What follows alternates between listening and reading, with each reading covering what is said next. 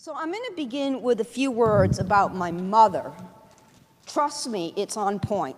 At 85, she blows past me in energy, attending Zumba classes, playing bridge, mahjong, and taking courses at Regis College in Weston. After a Tuesday luncheon presentation, she phoned me, overflowing with enthusiasm for Stephen Kenney and his discussion of the collection at the Commonwealth Museum. She was spellbound by his talk. And no pressure? Thank you. Hoping, I think she might have given me a little nudge, she is that way. So hoping he might participate in our Mill Talk series, I did reach out to Kenney and we agreed on the Civil War as the topic. And just a few points and off we go. Today we'll hear about 3 regiments in Massachusetts, exemplifying, among other things, the ethnic diversity of northern troops, not so much the case in the South.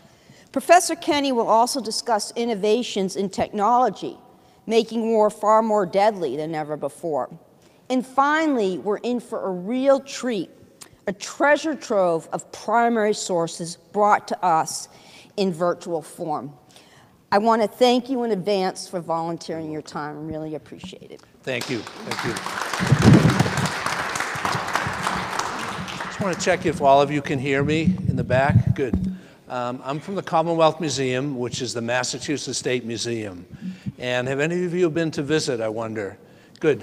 1 or 2, I think. We're located right next to the John F. Kennedy Library and the new Edward M. Kennedy Center. I'll show you a picture of the building in a minute. And if you only have a few minutes, if you're ever over there, if you want to come in for 15 minutes, make sure you see the Treasures Gallery. We have some really unique items there. We have the copper plate that Paul Revere used to engrave the Boston Massacre image, the original. Sometimes people wonder why we would have that. He was given a commission to do paper money later. He flipped it over and engraved the currency on the reverse side, and the government took it into possession to print the money. Then we have 5 documents, and we're formerly, this was part of Watertown. You know, it was one of the first villages in the colony, one of the first towns. We have the charter that John Winthrop brought on the ship Arbella to set up the Massachusetts Bay Colony. We also have a second charter that was issued by William and Mary, which combined the Mass colony with Plymouth. They were 2 separate colonies till 1691. And if you ever go to the MFA, there's one painting of Samuel Adams pointing at a document. He's pointing at that charter. So it's fun if we have a school group and we have the picture of Samuel Adams and we say, you can turn over and look over there, that's the actual charter he's pointing to. Then we have 3 American documents. Everybody's probably seen the Declaration in Washington, D.C. at some point. But as we explained to our school groups, we have no television or internet. So Congress said each state should get 1 authentic copy. And that's what we're displaying, the official copy sent to Massachusetts during the Revolution. It's a printed document, but it does have the signature of John Hancock as the President of the Continental Congress. And he sent a cover letter saying, keep this in the archives of your state. It will be of interest to future generations. So that's what we're doing. Then we have one of 14 original copies of the Bill of Rights sent by President Washington in 1789. A few years ago, we had the former Prime Minister of Italy visiting. He's an attorney, and he almost stepped back to see that. He said, this is what really one of the 14 originals, so it gave a sense of perspective to us. And then finally, we have our Massachusetts Constitution, written mainly by John Adams. We still use it. It's never been replaced. It's been amended. And it was a very important model for the federal Constitution, so it has national significance. And a few years ago, we put them on display. They're all in climate-controlled cases that were designed by MIT for us. And we have a series of interactive exhibits that were done by Cambridge 7 and Richard Lewis Associates. So those names may not mean anything to you, but the parent firm of Richard Lewis developed the Nova series for PBS. So, you know, if you have 15 minutes, come in and see the treasures. If you have more, do all the interactives. And we trace the development of rights in Massachusetts in relation to those documents. So that was a fun project, and I hope you'll come and see it at some point. We also do lobby exhibits in-house, And our Civil War exhibit was one of the lobby exhibits that we did a few years ago. So first picture there, that is just from the Medford Historical Society. There was a General Samuel Crocker Lawrence. He was a brigadier general from Medford, and he made a collection. He had a lot of photos from Matthew Brady, and we used them in illustrating the exhibit. Try the first slide, see how that goes. Okay, good. And again, if you're trying to find us, that's what the building looks like. And we're in the office of Secretary Galvin. The archives and Commonwealth Museum, the archives going back to the time of the Puritans, have been under the Secretary of the Commonwealth of Massachusetts. So it's a tradition that goes all the way back to Edward Rawson in the 1600s. And we have maybe 20 million documents there. I was talking to Amy earlier, we have Civil War materials, but we have a lot about the Puritans, about the colonial period. We even have things about Sacco and Vanzetti, if you're interested in that. So, the documents you'll see tonight are from the files of the governor, Governor John Albion Andrew. And he was called the Great War Governor. He was a lawyer who was interested in reform. He was an ardent abolitionist, but he was also in favor of all kinds of reforms, in favor of ending the death penalty. He was in favor of women's rights to vote and to get a divorce if the husband was abusive and so forth. He did not have a great deal of political experience, but because the Republican Party was new, he moved up very quickly, and he was elected governor in 1860. He's a distant relative of Abraham Lincoln, and he was often critical of Lincoln for moving too slowly on abolition. He lived in Hingham, and his house overlooking Hingham Harbor was just sold about a year ago for, I think, $2.5 million, something like that. It's not a huge mansion, but it's a very nice house. And when he was in Boston, he stayed on Charles Street. So if you ever go to Charles Street and you stop at Starbucks, the one that's in the middle, and you look across the street, you'll see a plaque, and that was the home of Governor Andrew. So played a very big role in getting Massachusetts ready to participate in the Civil War. So Fort Sumter, we're all familiar with that. The original version of this was animated, and you could see the shells bursting, but when we copied it over, it didn't quite work. But imagine the shells bursting there. So the governor had been warned that the war was coming, and Charles Francis Adams, I'll talk a little more about him later, warned him in January that they should be ready for war. Senator Wilson, one of our two senators, also warned him. So after, even prior to this, he issued something called General Order Number 4, where he wanted to purge older members of the militia. Some of them were just in the militia as a social organization. He set up a $100,000 fund to buy equipment and uniforms for Massachusetts militia in anticipation of going into the war. And this is a document that we found that he cut out, or one of his staff members cut out, from the newspaper, and it's basically an article saying that President Lincoln is requesting 75,000 troops. We also then received officially a quota of troops sent to Massachusetts. And I guess the interesting thing about that is that all the states are listed. So they didn't realize that some of the states that are on there were going to be rebelling, but obviously Massachusetts did not. Perhaps more interesting are the telegrams that arrived at that time.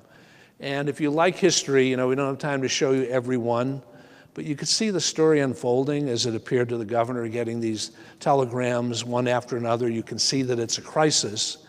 And show you a couple of them. Let's see.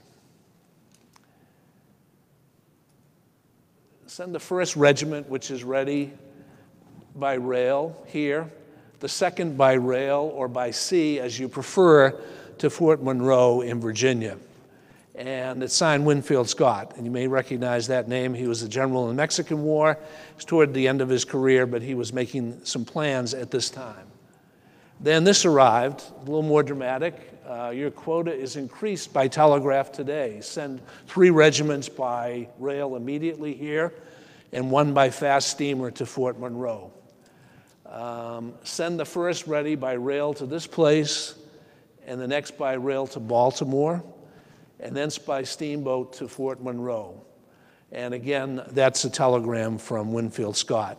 And again, this is just a couple of examples. If you had time and you're a researcher, you can see the crisis unfolding, and it's kind of, I don't know if the word is fun, but it's quite riveting to feel that you had a front row seat almost when that was unfolding. We found this, Major Benham's suggestions for equipping the Massachusetts regiments. And the first thing is good cooks. That's the most important thing, to have a good cook. He goes on to say you should not have them exercising in the middle of the day in the summer. And sometimes we talk to the kids, we say we've been a few incidents where someone maybe on a football team collapses in the summer. He was warning against that. Kind of interesting here, India rubber canteens. So they were using India rubber at that time. And if you go through the whole list to the next page, it ends with a nice soft pillow. So those are the things that every soldier should have, according to Major Benham. And so when the war started, 4 regiments were called up. And one of them was the 6th Regiment, which is based in Lowell. And all the regiments went up to the State House. There was a lot of excitement. There was a ceremony. The governor spoke. Then they marched off. Some of them went by steamer, and some of them went by rail. 6th Regiment, militia units. Did you notice the uniforms? There wasn't a standard uniform at that time. They looked like comic opera uniforms, but that's what the militia was wearing at that time. So they got to Baltimore, and they had to change trains. The gauges were different, so they had to get off one train and walk to another train that would be drawn by a horse on a narrower gauge. And when the men were moving from one car to the other, they were attacked by a mob. And as you know, Baltimore was a divided city. There were many Confederate sympathizers there. And 4 soldiers were killed. And they were the first 4 to die in the Civil War, came from Massachusetts, and they never even made it to the battlefield. And keep in mind, the telegraph was something new, so this was very shocking. They have this big ceremony, the band's playing, they leave, get on a train, and the very next day, they get the news that something has happened and they've been killed. I went out to Worcester to the American Antiquarian Society and read the newspaper accounts of this. And they almost reminded me of watching television today with the bulletins. The left column tells the regiment left, and then the next column says something's happened to the regiment. We're looking for the details. The next column tells that people were killed. So it's kind of dramatic, and it shows what happens in a war. That was the drum they were carrying that day. And we have that at the Massachusetts Archives. It's in the vaults because it's too delicate to display. I think if that happened today, somebody probably wouldn't do the stenciling. However, they did at that time to commemorate what happened that day. And these are 2 of the actual soldiers who were killed, Ladd and Whitney. And again, see how young they were.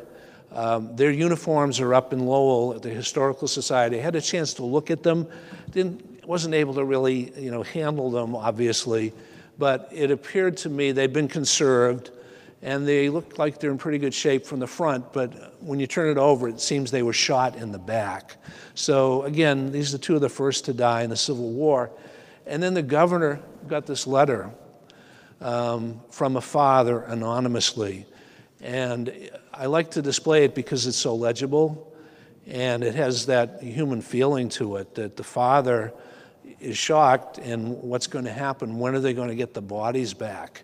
Do they have to raise a regiment to get down to Baltimore to get the bodies back? Are they going to be buried with plug uglies and traitors? Plug uglies was like a term for thugs. And also called attention to the fact that this happened on April 19th, the anniversary of battles of Lexington and Concord, and some of the soldiers were descendants of the Minutemen. So the father did not know, but the governor had already telegraphed the mayor of Baltimore, told him to put the bodies on ice and send them back to Massachusetts and charge Massachusetts for that. So it's a sad story, but it does show what happens in wartime. And this man was on the scene coming up behind General Benjamin Butler. Some people are nodding. He was quite a colorful rogue, I would say. He was a militia general. He was coming up behind. He secured the rail line behind these soldiers to Baltimore. He also occupied Annapolis. And some people say that maybe he helped to keep Maryland in the Union. People will debate that, but it was probably good that he was following up at that point. And John Hay was President Lincoln's secretary. He said he was the smartest damn rascal he ever met. So he was on all sides of the issues. He had run for governor as a Democrat against Governor Andrew. And at one time, he seemed sympathetic to the South. Then he flipped over and he became an ardent Unionist. And he was involved in the impeachment of President Johnson. Then he later became a Democrat again. He was a part owner of mills in Lowell. And he was kind of shrewd. He would pay the workers a little more than the others would. And he would have labor peace. So he was shrewd personality. I wouldn't buy a used car from him, I don't think. I don't know if you. And do you remember George Plimpton? Many of you probably do, the writer. I think that's his great-grandfather. So no resemblance to George Plimpton, but he is related to him. So he was coming up behind, and ta-da, he saw that the USS Constitution was at Annapolis, and if Maryland were to go out, the Confederates would seize it. He had some sailors from Salem, and they got on the ship and brought it back to Boston. So it's been in Boston ever since. So we owe that to him. He also liked new technology, so he bought a balloon at his own expense and used that for reconnaissance, and that was something that was done during the Civil War. And one of my favorite stories about him, he was the general who occupied New Orleans. And the people did not like him down there. So among many things, they accused him of stealing the silverware. So he had the nickname Spoons Butler in New Orleans. Even better story, an entrepreneur came up with a chamber pot that had a picture of his face on the bottom. And it was a bestseller in New Orleans. And when we were doing this exhibit, there actually is one of them at the Massachusetts Historical Society. And we tried to borrow it, but it was considered too valuable historically to risk it. So I've seen it does exist. So he's quite a colorful personality. And he was a rival to the governor. The governor defeated him in the election, and then the next thing, he's a general, and President Lincoln is telling the governor, I hope you'll work with him, give him an office at the State House. So he continued to be a thorn in the side of Governor Andrew. And here's a telegram from the president saying, General Butler proposes raising 6 regiments. I hope you'll go along with him. And that's from Abraham Lincoln. Here's a recruiting poster for Butler's regiment. And the thing that's interesting about it is that people were very poor. And you can see that one of the incentives for joining the military would be getting paid. So $100 a month at the end of the war, $20 a month extra if you have a wife and 2 children, $21 if you have a wife and 1 child, $17 if you have a wife only, $13 a month for single men. So obviously that's an incentive to join the Army at a time when there were a lot of poor people around. He was popular with immigrants, the Irish immigrants. As I told you, he was kind of colorful and he paid people a little more, so some people wanted to serve with him. And here's a letter from Abraham Lincoln. I have no idea what's on that letter. It's very difficult to read, but you flip it over and you see that signature. So it's quite a thing if you like history to be holding a signature in your hand that was written by Abraham Lincoln. That's one of the things I like about the job. I was just saying earlier to Amy, I think this is the 18th anniversary of when I started in the archives and in the museum. And the first day I went in the vaults and someone said, why don't we just pull out a drawer at random and see what we have. And we had documents by the early governors signed by John Hancock, Samuel Adams, and James Bowdoin. And there's a lot of things like that in the archives, in the vaults, and certainly fun when you discover one of them. So Massachusetts recruited over 60 regiments. And the states recruited them, and then they were mustered into federal service. So we have all of the records there of those regiments. And I picked three of them, or three types of regiments that are interesting, I hope. First one is called the Harvard Regiment. And that was the 20th Regiment. It was also called the Copperhead Regiment. And you know, Copperheads were conservatives who were sympathetic to the South. Many of these officers who came from this regiment graduated from Harvard. They wanted to fight to save the Union, but some of them were not abolitionists. So there was some tension within the regiment between those who were abolitionists and those who were not. But they felt an obligation to the country to serve. And you look at that flag, it shows all the battles they were in. And they were in most of the big battles in the Civil War. They were in Fredericksburg, Chancellorsville, Gettysburg, the Wilderness, Spotsylvania, all of these famous battles, that regiment was in it. And they had the highest casualties among the Massachusetts regiments. And they had the fifth highest of over 2,000 regiments in the Union Army. And sometimes when we talk to school kids, we say, do you think it would be that way today? The wealthiest people have the highest casualties? Probably not, but they seem to feel at that time an obligation to serve. So this was an early battle, the Battle of Ball's Bluff. It's not famous, but the regiment was involved in that. And they were supposed to cross the Potomac River, climb up this cliff about 100 feet high, and then they were just going to back up some other units that were going to go further inland to confront the Confederates. When they got into this open field, they discovered that they were surrounded by artillery and infantrymen. And the Confederates, opened up on them, and a lot of confusion. They scattered. Some of them, slid down the cliff. They were told to try to get across the river if they could. And some of the accounts said that it looked like it was raining with all the bullets that were hitting the river as they were trying to get across. Some soldiers drowned trying to get across, and some were captured. So it was really quite a debacle. And it led to an investigation by Congress about what's wrong with the Union Army. They already had some bad experiences prior to that, but it was becoming a pattern. And this is the casualty list. So I mentioned to you that they were an elite group. A lot of them went to Harvard. So you see names there like Lowell. Oliver Wendell Holmes was wounded. Captain Putnam's right arm was lost, but he's doing well. And something that's interesting is Paul Revere was captured by the Confederates. That is Paul Revere's grandson. He was an officer in the 20th Regiment. And he was ransomed. He came back. And eventually he was killed at Gettysburg. He had another brother who was a surgeon, and he was killed at Antietam. So two of Paul Revere's grandsons were killed in the Civil War.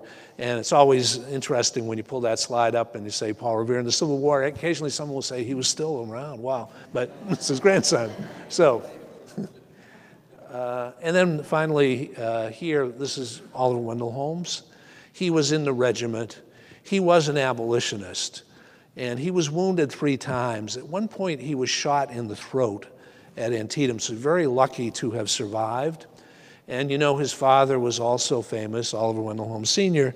He went down to look for him. He seemed to be, as far as he knew, he had been lost and unaccounted for. And he was on a train, and he saw his son. And they came from a culture where people were kind of reserved. So no big emotional reunion, but he just said to him, hello, father, and how are you, and how are you, son? But certainly very concerned about his son to go down looking for him.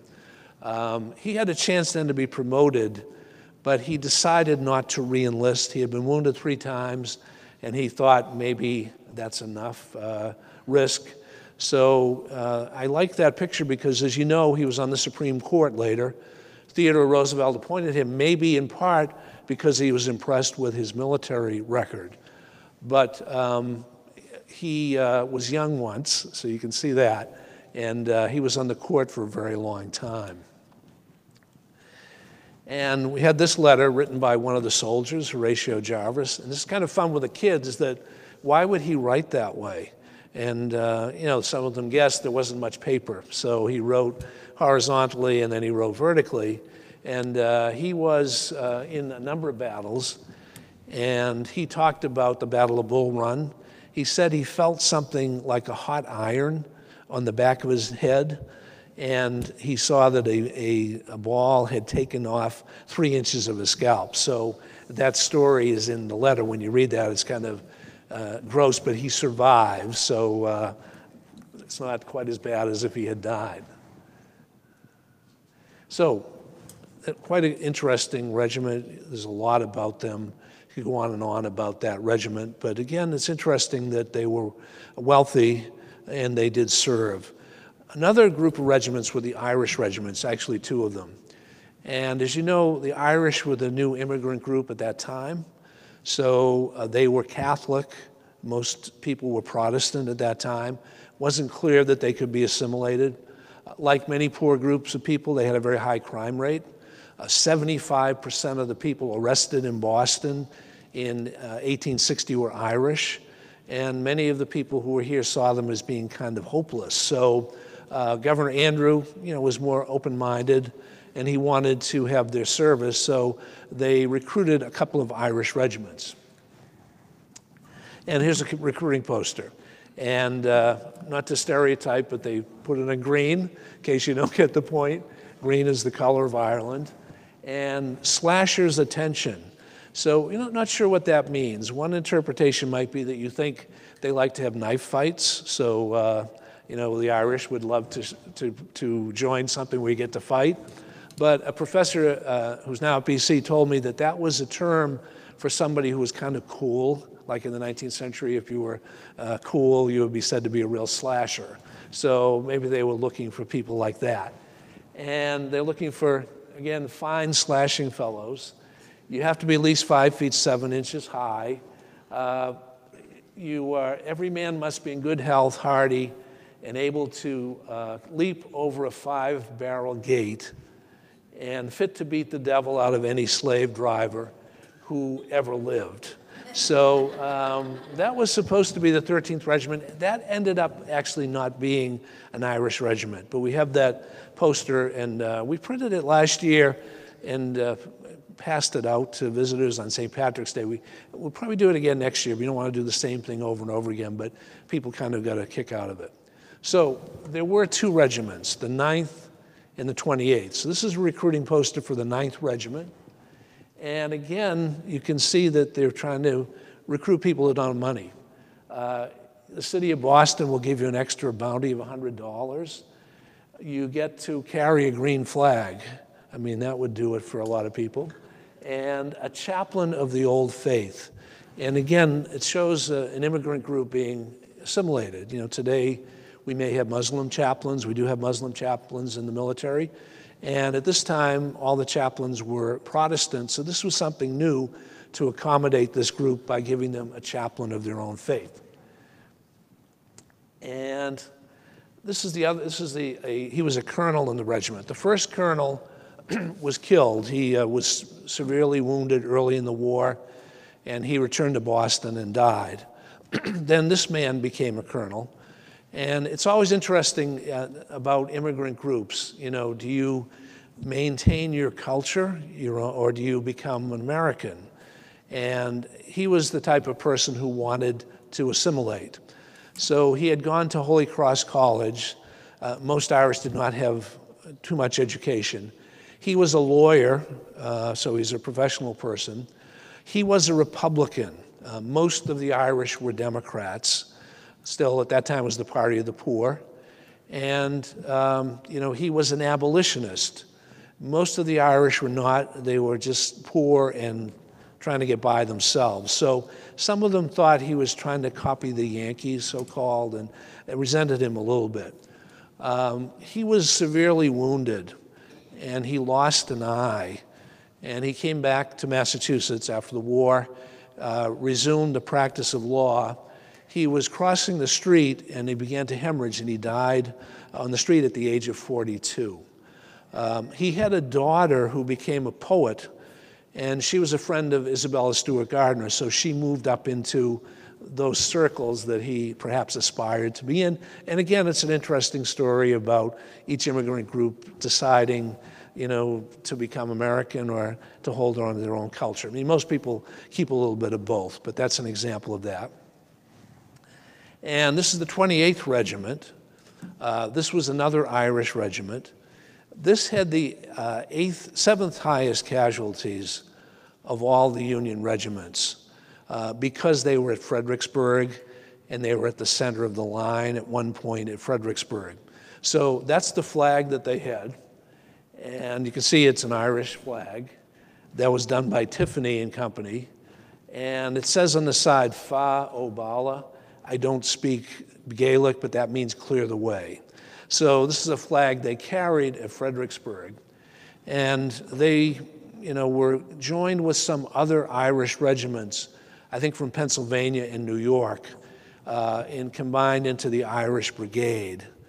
And before the battle, one of the soldiers said to the chaplain, are they going to make us charge up the hill with those guns that they've been setting up for the past 3 weeks?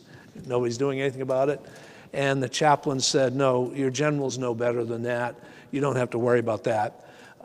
So the next thing, they were ordered to charge those guns. So they were told to put a sprig of green in their cap to signal that they are the Irish Brigade. And ironically, there were Southern soldiers who were from Ireland also at the top of the hill. So they charged up the hill and they had tremendous casualties. And that's why they were one of the leading regiments for casualties in the Union Army. And this was a letter afterwards from the colonel explaining they had about 1,100 men, I think, when they left Boston. And after that battle, they all were not killed, but they only had the 200 or so who were still able to fight. So they took tremendous losses there. And the 28th Regiment has reenactors, so they're a group that is active today. And when we did our exhibit, we had them coming for the opening. So they're not around, obviously, but they keep their, yes?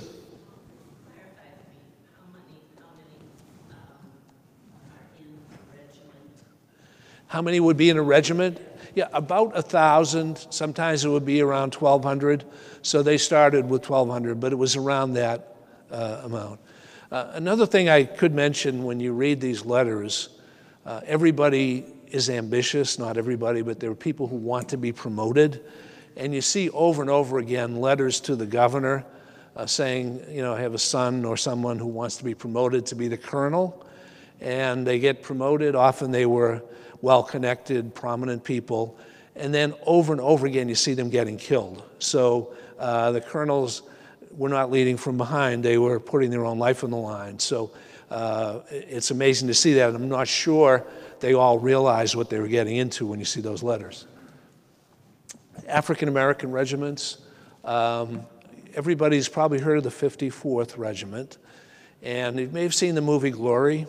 If you read through the files about that regiment, you can see where they got the storylines. They did research at the Massachusetts Archives, and you can see, like the issue about pay, there were a lot of letters about that. They were told they would get the same pay as the white soldiers, and they would get $13 a month with $3 deducted for clothing. And in fact, they were only getting paid $10 a month, like a laborer would, with $3 deducted. So they refused to take the pay. Governor Andrew offered to make up the difference, and they said, no, it's the federal government's responsibility. So Lincoln did approve paying them eventually, so they would get the same pay as the others. So there was the 54th Regiment. The 55th was also a black regiment, and the 5th Cavalry. And the 5th Cavalry didn't really get horses, so they were kind of like an infantry unit. Their colonel was Charles Francis Adams. There are several Charles Francis Adamses, but he was one of the colonels. But the one that's the most famous is the 54th. Frederick Douglass helped with the recruiting, so soldiers came from all over the North to be in that regiment. And you can see, they get a bounty and $13 a month, as I mentioned. And they were recruited and they were trained over in Hyde Park. And the governor, initially the officers had to be white. The governor thought that this was a very important experiment, and he wanted the highest quality officers. He said he wanted people who were eminently and technically gentlemen. So he appealed to wealthy families who were abolitionists, including the Shaw family. They lived on Beacon Hill, right on Beacon Street, and Robert Gould Shaw was their son. And you may know he didn't want to do it. He resisted. And it's interesting, we have letters from the parents to the governor, and the mother says at one point, Bob has refused. This is the biggest disappointment of my life, of our life, and we're going to work on him to accept it. And she said, I don't know why he would refuse unless he takes after his father and doesn't have confidence in his own abilities. So you see, these are all, they're real people. So they pressured him to do that, and he became the colonel. And I think it's accurate in the movie, then he did become an advocate for the soldiers. And the most famous incident, I was talking earlier to someone here who had relatives who were involved with a Connecticut regiment that was also involved in this assault on Battery Wagner. But it was a fort near Charleston, South Carolina, and the official report said it was really a hopeless night attack. I don't know, that only served to validate the courage of the black soldiers. So it's quite a statement, you know, to send people maybe to get killed just to sort of make a point. But they did march up into these guns. They took very heavy casualties, around 50%. Some of them were captured, and most of those who were captured did not survive capture. Colonel Shaw was shot at the top of a hill and killed, and he was buried with his regiment. And the Confederates intended that as an insult, but his parents saw it as a compliment. So that's that story. This is the flag that was carried that day, and that is up at the State House. It's not currently on display. It needs to be conserved. But one of the people who carried, the man who carried it, was named William H. Kearney. And he got back to the hospital after the assault, and he was wounded. He had a head wound, not fatal, and he was hit in the hip. And he walked into the hospital and said, boys, the old flag never touched the ground. So there's a picture of him with the flag. And that was written up, what happened. And this was the first incident where an African-American won the Congressional Medal of Honor. So others had received it before him, got processed more quickly, but that's the first incident when that happened. And interesting, after the war, they installed an elevator at the State House, and he was hired to operate the elevator. And it crashed, and he was killed. So can you imagine that, go through all of that, and get killed in that way. So he was from New Bedford. So it's quite all these real people and really have human interest stories. So that's the Shaw Monument, and everybody's probably seen that across from the State House. And that was done by Augustus St. Gaudens. And his mother was Irish, so I've read that he felt the Irish were outsiders and blacks were outsiders, so he sort of identified with them a little bit.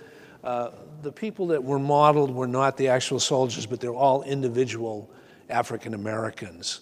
And that's the dedication ceremony later in 1897. Those men are survivors from that. A few years ago, maybe in the 1980s, do you know who Byron Rushing is? He's a state rep who was the director of the Afro-American History Museum. And he was talking to a group of school children about that, and he said, what color are those soldiers? And one of the kids said, green. So I realized that they had time to restore the statue to its correct color, it turned green. So in any event, that's quite a monument up at the State House. Okay, how are we doing? Pretty well, I hope. Charles Francis Adams, as I mentioned, there were many of them by that name. This is the son of John Quincy Adams. And you may know he was the ambassador to Great Britain during the war. And he's credited with helping to keep the British from coming in to help the Confederates or even intervening. So the governor had a number of people he worked with. This is one of them. Sylvanus Thayer, remember him, the father of West Point? He had him as an advisor early in the war about how to get the troops ready. Another person was John Murray Forbes. I don't know if that name rings a bell with anybody, but you've heard of John Forbes Kerry, you know, a former senator. He's related to him. But John Murray Forbes had made a fortune in the China trade. And one of the things that they sold in China was opium. When he came back to America, then he began developing railroads. So he knew a lot about transportation and about moving troops on the rail, but he was also kind of a man of affairs who knew how to do things. He later found a company that turned into AT&T. So he was an advisor to Governor Andrew during the war on a variety of issues. So he sent this letter to the governor. You know, Mr. Forbes has been talking to Mr. Adams, and he understands it might be possible to get some guns from England for the defense of Boston Harbor. The Union, President Lincoln, didn't think Boston Harbor was the greatest area for being threatened, so they didn't give a lot of money, but the governor was nervous that, you know, the Confederates might buy ironclad rams and come into the harbor and smash up all the shipping. So they're trying to get weapons for the defense of Boston Harbor. And this letter says, strictly it's confidential, you may be able to smuggle some guns out of England. And this is what they're talking about, the Armstrong gun in the middle. And they were unable to get that one. But it was an advanced British weapon at the time. And the British used it in colonial areas. Was apparently very devastating at that time. You can see the rings around it. I think that was to strengthen it. Sometimes cannons would maybe explode, and that made it stronger. So they couldn't get that, but they did import a lot of weapons secretly from Europe for the defense of Boston Harbor. And Forbes explained to the governor, advised him, don't send the weapons on a steamship. The Confederates might be looking for them on something like that. Send them on an old-fashioned sailing ship. They won't be looking for weapons on that. Don't send them directly to Boston. Send them to New York or Philadelphia, and then bring them up to Boston by rail. So you see this, he would get a telegram explaining a shipment of guns had arrived. And the ship was the Bologna, who had brought these cannons for the defense of Boston Harbor. So that's what that is about. And a lot of these things are in the governor's file, people trying to make money out of it. This is Hinckley Williams and Company, and they made boilers for locomotives. It's kind of fun. Doesn't that look like a child's toy today or something that might be going around a Christmas tree? But that's what you know, engines look like at that time. And they are proposing making Parrott guns for the defense of Boston Harbor. That was a type of gun, I think someone mentioned earlier, a rifled gun. I'll explain what that is later. And they got a commission, a contract from Massachusetts to make Parrott guns for the defense of Boston Harbor. And another place that was active was South Boston. Here's the Alger Ironworks in South Boston. And they made Rodman guns. That was a new type of technology. And I want to explain, I'm not a gun expert, but I'm interested in history and, you know, why things turned out the way they did. And I read that prior to that, they would cast a cannon, and then it would cool, and then they would maybe, you know, dig out the center of it. And if you did it that way, it cooled from the inside out. And then the outside could tend to be brittle, and the cannon might explode if you fired it. The Rodman gun was done differently. They had a hollowed center, and they had water in their system where there was water, so it wouldn't fill in the center. And the gun, you know, hardened from the inside out, and it was much stronger because of that. And they made them in South Boston, among other places, and they tested them at the fort at Castle Island. So that's what that is. So we had a whole exhibit about the history of Castle Island. A couple of years ago, a man had a flag that had flown over the fort. His family, he lived in Ohio, but his family had been in Massachusetts during the colonial period, and it was older than the flag that was at Fort McHenry. So we displayed it at the archives a couple of years ago, and I did an exhibit about the history of Castle Island. So somebody complimented me on it, said that, did a great job of coming up with 14 panels on a place where nothing ever happened. They never had a battle there, but actually a lot of interesting people were there. Edgar Allan Poe. It was used for testing weapons in the Civil War. It was a state prison at one time. So that's a whole interesting separate story, but that's from that exhibit, a little bit about the Rodman guns. Here's another thing that was in the file, Timby's revolving towers. And this was a man who came up with this scheme around the 1840s, and he tried to sell it to the government, in our government, and also to European governments. Didn't have much success, but there would be revolving turrets, several stories high, that would be used for the defense of the harbor. And they were anticipating submarines, and there were actually primitive submarines developed. And there's a net here. Maybe that's an anti-submarine net. We're not sure. But interesting thing about this, everybody's heard of the Monitor, right? The ironclad, which was designed by John Erickson, and it had a turret on it. So when that had its success, Timby said, Erickson stole that from me. So there was a dispute about who had come up with the technology. I'm not sure. My guess is that they probably came up with the idea independently. Erickson did not seem to me to be a really slick person. He seemed like somebody who had his ideas stolen from him. One example, he came up with an idea for a warship that would have twin propellers, when they started motorizing it. And that was much more efficient than the single screw. So he worked with a man from New Jersey named Stockton in developing that, and then Stockton took credit for it. He said he had nothing to do with it, I'm the one who developed it. And they had a shakedown cruise with the President, the Secretary of State, the Secretary of War, to demonstrate this new ship. And Stockton also had designed a new cannon for it. So Erickson's at home pouting about it, and when the ship went out, the cannon exploded. Secretary of War and Secretary of State were killed. So, you hate it when that happens if you're trying to get contracts. Not a funny thing, but in any event, they blamed him for it, Erickson, even though he had nothing to do with that. And so he had trouble then getting a hearing to do contracts with the government. The home of that man, he was in politics. His home is now the home of the governor, official governor's mansion in New Jersey. So the family always did well, but they pushed him to the side. But in any event, when they learned about the Confederates developing an ironclad, a company got a contract to quickly develop something to counter it. They somehow heard about Erickson and contacted him, and they took the design and they used it for the Monitor, and it was very effective.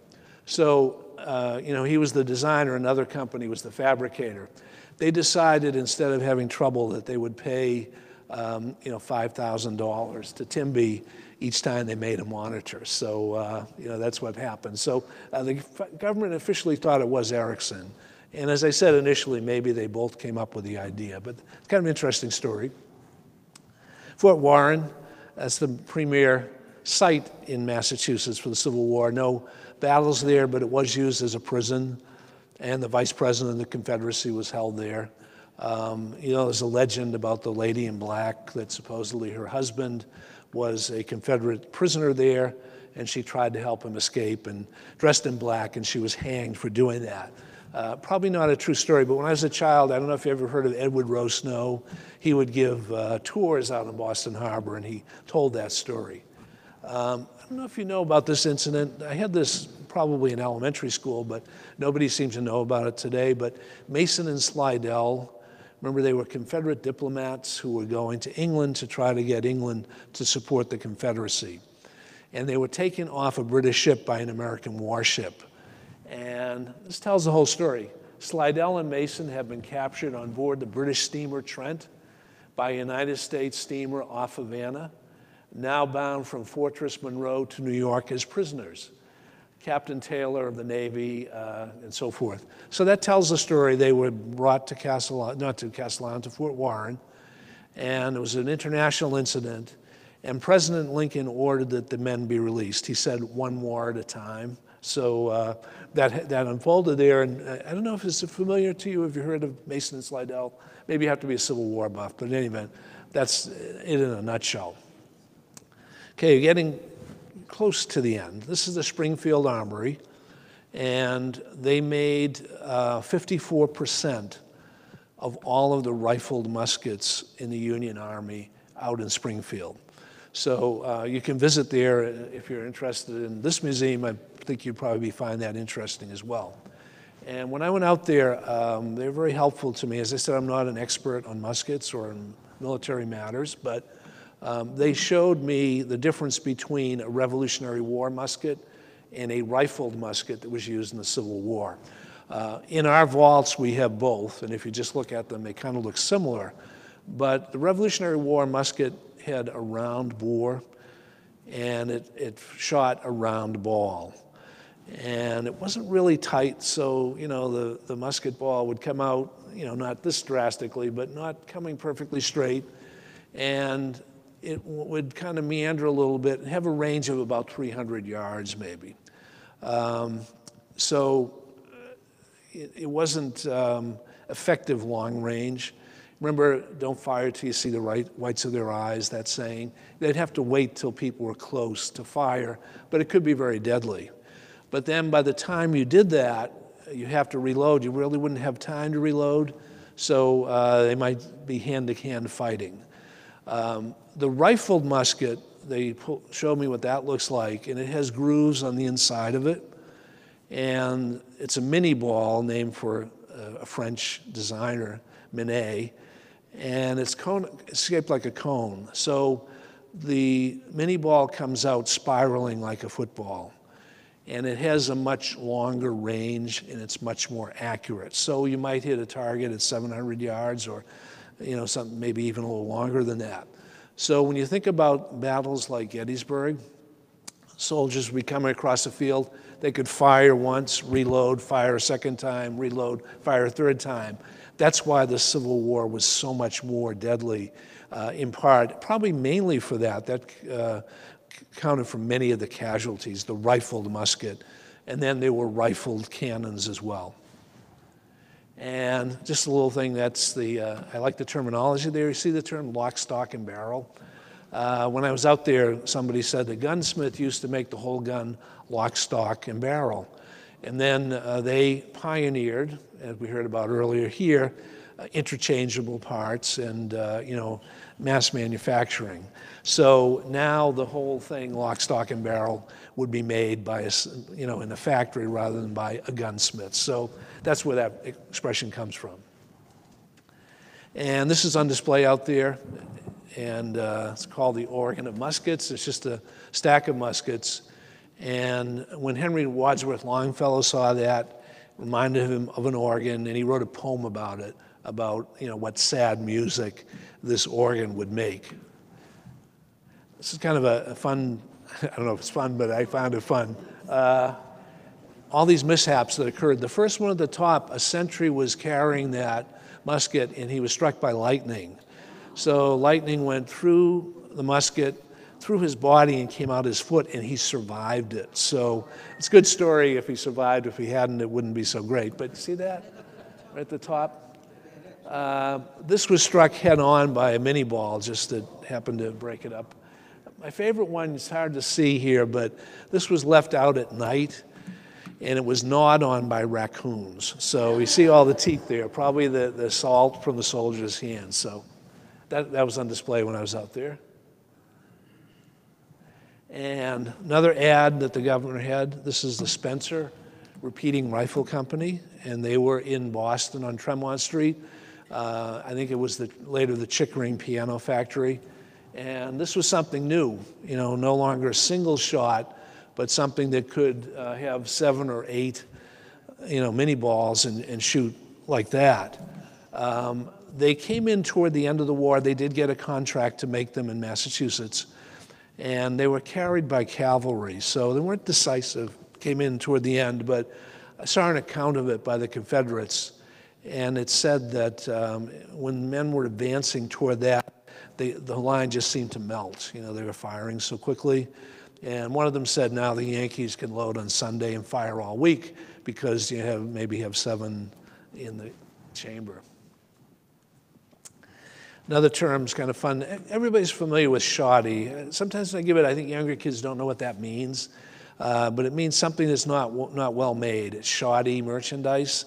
That goes back to the Civil War. Shoddy was a type of cloth that was made from reconstituted rags. And some entrepreneurs got contracts to make uniforms out of shoddy. The uniforms fell apart. And so this was a cartoon. What should be done with a contractor who sells shoddy? He should be smoked with his own shoddy. So that's what that's about. And getting toward the end, Massachusetts was an industrial center. Shoes were made here. Standardized shoes came in the Civil War because you had this, a lot of soldiers. Standardized uniform sizes came in. This was over in East Boston, and they're just advertising what they can make. They could make this sort of hybrid ship that may be iron and also has an engine and sails. They could make the side wheeler, and they could make monitors. And I looked at a list, and I saw 2 monitors that they made there, so I'm not sure if they made more than that. And I got that from MIT, from the Hart Nautical Museum. This is a ship that was made in Portsmouth, and it was, though, commissioned at the Boston Navy Yard. And it was to try to prevent blockade running.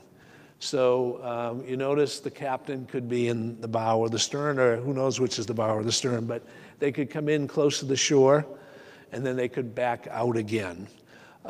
This ship had a battle with a Confederate ironclad and was rammed, and the boiler exploded, and a lot of people were scalded, although the ship did not sink, and it did survive until the end of the war. If you've ever been to, just as an aside, if you've ever been to Vicksburg to see that, and there's an ironclad that was sunk by a mine, a Union ironclad. It's called the Cairo. It's spelled like Cairo, Egypt. And it's interesting when you go out there, you come around the corner and you see this big ship that just jumps out of a history book at you. And it's not in perfect condition, but you can go on board and you can see the size of the ironclads.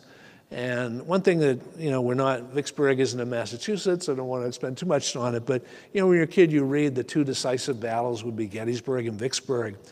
And if you go out there, you can see why. It's on the Mississippi River, it's kind of high up, and the approaches to it were difficult. So if the Confederates could control that, they could control the river. When Vicksburg fell, then you could bring troops down from the Midwest. You could cut off Texas from the Confederacy, and you could have a 2-front war. So you can see why it was so important.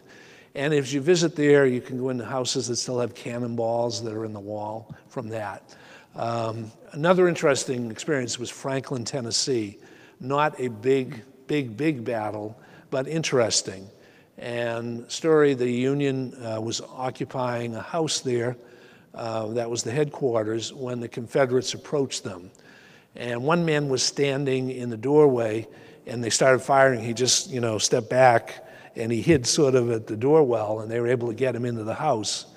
But one of the Confederate soldiers grew up in the house, and he had been away for, I think, about 3 years. He had been involved in many battles, and he got back to his house. He was in his backyard, and he was shot there, and he was brought into the house, and he died in his own house. So it's quite a story. It's too bad they don't preserve it better. When you're there, the tour guide points over and says, the Confederates were firing right from the direction of the Pizza Hut. And so kind of visualize that, but maybe not a good spot for a Pizza Hut. They also had a field hospital there, And if you go in to see that room, you look at the floor, you can see the blood stains, still the outline from the table where people were bleeding, and you can see the bloody footprints of the surgeons. So again, you know, if you visit these places, it kind of makes it vivid for you what was happening. And getting toward the end, this is another monitor, but they were running out of names, so but not that it's funny, but they you know, named some of the ships after Indian tribes, so that's an Indian name. And they named some of them after flowers. So can you imagine, like, the USS Pansy is coming, you better be careful. But that's what they did toward the end of the war. And then finally, when the war ended, we had this procession. They brought the flags back to the State House. And that's the origin of, you know, the Hall of Flags at the State House. And they used to be on display, the original flags, but they need conservation. So now, you know, there are, you know, pictures of them on display there. But that's what that is about. So, you know, you could go on for 10 years talking about this, but just some of the highlights of the collection that's in the Massachusetts archives. You could do 10 things with different regiments, but I thought these were kind of unique. So thanks for coming. I appreciate your attention.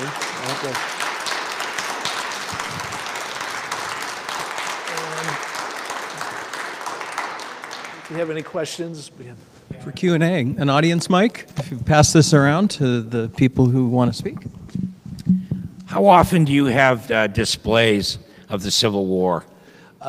This was up several years ago, so it's Okay. not currently on display. All right. When you come into the museum, though, we have a couple of kiosks that you can sit down and you can go through some of the stories of the regiments and some additional material about the Civil War. So that's when you first come in to the right.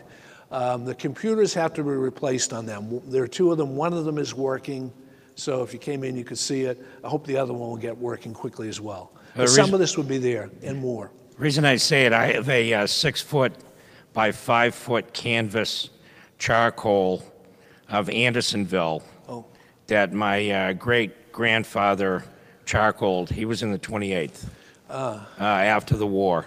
The 28th Massachusetts? Yes. Yeah. Yep. And did you want to show it there? Or Well, it needs to be conserved, but it's rolled up at home, but I was thinking of taking it down to Andersonville and possibly putting it on a permanent display down there. But that's another great Civil War site. If you go there, if you prep in there now, it's a museum about POWs generally, but it's very moving when you go there, I'd say. Yeah. Yeah, so it's quite a thing to have. Yes. Yeah, he was 15. Yeah.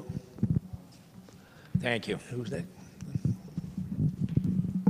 Yeah, I had a question. You mentioned the, I guess, a Catholic clergy that they gave the regiment, the Irish Regiment. Yes. And you said that was a new thing. Was it done for the first time in Massachusetts, or was it just new throughout the Commonwealth? I'm not sure about that. I know came in during this time period to recruit people. I wouldn't want to say for sure. I'm not sure if it was the first time it was done, but.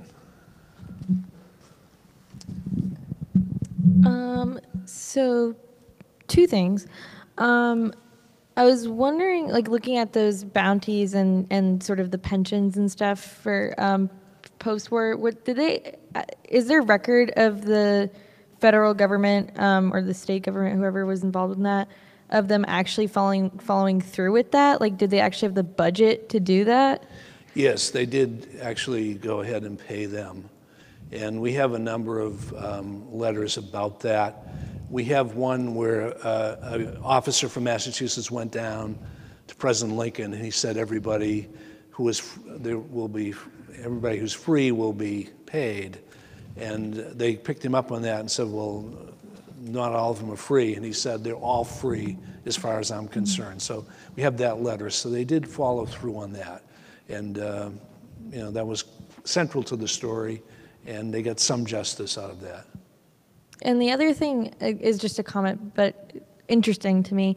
I'm an employee at the Gardner Museum, and I think it's interesting. Was it Guinea's daughter who became, Yes, Guiney who befriended is pronounced her? Guiney, yes. Guiney. I thought that was interesting because the Gardners during the Civil War were not Unionists. They were, I don't want to say 100% on the Confederate side, but they Yeah, were very yeah. much invested in manufacturing down south and were not Unionists. Yeah, I think it may be just that this woman was a poet, and they had something in common Of with her course, in that yeah. sense, maybe not necessarily politically. Yeah. And you work at the Gardner, is that what you said? I do, yeah. Yeah, great. Congratulations. That's a great, must be a great place to Thank be. you. Yeah. Hi, very interesting talk. I have a couple of questions. One popped to my mind when you were mentioning about was Colonel Cass. Yes. I think he's mentioned in that Paul Revere, like it's in South Boston. Yes. No, it's not in South Boston. It's in the North End. Yeah. There's that plaza, and it's got Cass in there. But it also has, I have a son named Patrick Hanley, and from my husband's family, there's maybe a Colonel Patrick Hanley, who I think was under Cass, who was a relative, all sort of Irish Catholics from Dorchester, Jamaica Plain area. Anyway, because I have a kid named Pat Hanley, and we used to bring them in there to see this, our small claim to fame, although in some ways a big one. I haven't been able to find out very much about him. I had written to, Notre Dame has lots of Civil War archives, it seems. If I went over to the Commonwealth Museum, would I be able to get assistance in finding more information? Yes. on- I mean, I couldn't guarantee that there's something there, but if you knew, do you know what regiment? Did you say the 28th, or is that? I didn't say, but it's because I wasn't really thinking about it, but I'm sure my husband If they're knows what it Irish, is. it might have been the 9th or the 28th. Right. You could come over and see those records and see if the name terms. Sometimes it's labor intensive. You're reading through a letter and there'll be a mention of somebody, but It's not like Google. no, it isn't. Not yet. No. You know, working on that, but it's going to take years to do that. But you might have success. You might have some luck if you came over and did that. Yes, Sure. I encourage you to do that. Sure, thank you. Yes. Well, that's good. Hi, good evening. So I'm just wondering, is it true that you could pay a certain amount of money to avoid going to war, to be enlisted? Do we give tours for school groups? Is that No, no? no. I'm not saying that. I saw this in several movies that rich people could pay like $300 Yes, to yeah. not being enlisted in the army. 100% correct. That's wealthy people could pay to get out of military service, and they could pay a substitute. And one of the people who did that was Theodore Roosevelt's father. Later became, president. And Roosevelt, his story. He was anxious to be a war hero, and maybe some people think that's why. So when I said that regiment, it was unusual that they had the highest casualties, it doesn't mean that every wealthy person in Boston thought that way or went in the regiment. Some people did buy their way out of it. So that's a very important point. And thanks for bringing it up. I saw several powerful scenes in Gangs of New York, Martin Scorsese, where he was talking about hypocrisy of war, about rich people not being enlisted, about taking Irish immigrants literally from the ship, not going where they're going, and 100% correct. And I didn't want to give the impression that all wealthy people thought that way, but there were some who felt they had an obligation. So. Okay, thank you. Thank you. Thank you. Excellent lecture. Thank you. So I'd like to think they're clapping about my next question, but probably not so. A lot of reading that I've done puts Lincoln in the war room, or basically in the White House at the start of the war, waiting for the Massachusetts Regiment to protect DC, because at the time, there was no army between them and, of course, Virginia. Yeah. And so I don't remember what Lincoln said, but he said something about praise Massachusetts, or do you recall that? I do recall that, and it's actually even though that occurred, the Massachusetts regiments did arrive in Washington, and he said to them, where is Rhode Island? Where are some of the other states? You're the only Union reality at this point. So Massachusetts did get there first, and he acknowledged that. But that, I think, is what you're referring to. Yep.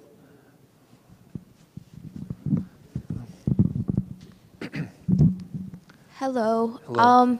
I just have a small question. On the posters, it said that like the soldiers had to be above like 5'7". Yes. I was just wondering why that was. Like, did they think they weren't capable?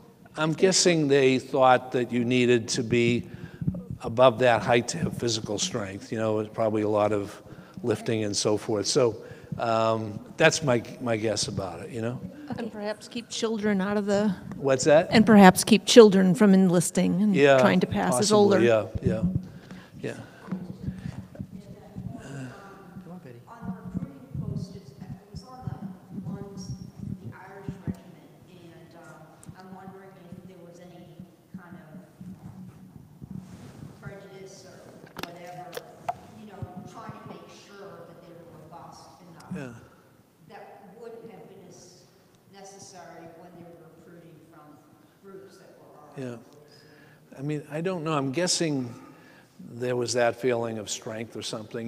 During World War I, in the British Army, they decided not to discriminate, and they recruited so-called bantam regiments that were, shorter than average height. And they had such heavy casualties because there is a lot of, we were lifting things in combat, that they discontinued that. So I don't think today we would be discriminating against people because of their height, but I don't know whether, I don't know how they would handle that today, but I know that was an issue at times, And do you have? Yeah, I've seen that poster about the ironworks where they made the cannons in South Boston. Yes. And I think I've also seen a postcard about the ironworks, but it's like, where in the world was it located? I could never figure out where in South Boston that would have been. I think it's a while since I read that, but I think it might have been at the end of 6th Street. Does that make sense to you? End of 6th. City Point, some things were at City Point. So that's what I've read. Kind of where the aquarium was? What's that? Kind of near that aquarium? Or the old yacht club there in that area? Yeah, I mean, I don't want to say for sure, but I think that area and then maybe down going toward Castle Island. Yeah. I think, yes. Yeah, I thought it might be around there, but yeah, I don't know if there's any evidence. I bet there, I mean, if we on. wanted to track it down, the Massachusetts Historical Commission has records of that type. They probably have the address of where that was. And again, it's a while since I looked at it, I want to say 6th Street, at the end of 6th Street. So yeah. Maybe that area. Yeah, maybe. Yeah.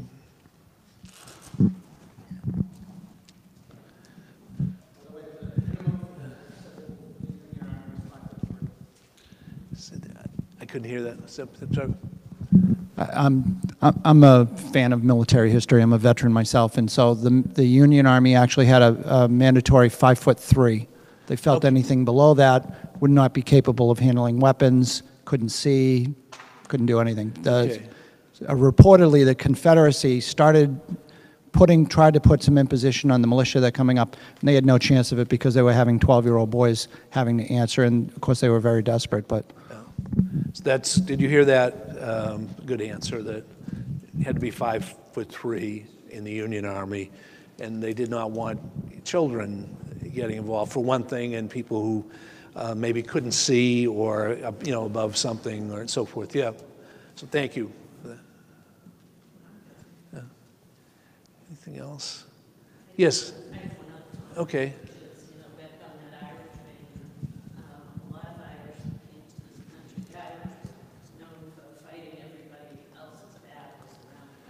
Yeah. The Irish came into the U.S. a lot of times on cotton ships.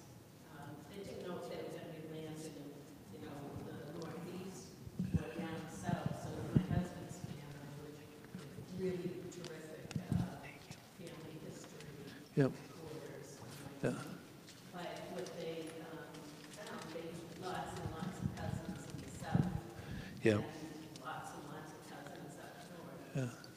Where that cotton ship brought them, Yeah. where they got hired. Yeah. I think if Savannah, Georgia has a big St. Patrick's Day parade and celebration. So that was one of the areas there were Irish immigrants. Yeah. That's good. Anything else? Good. Well, thank you very much. Thank you, Dr. Kenney. Thank you. Thank you.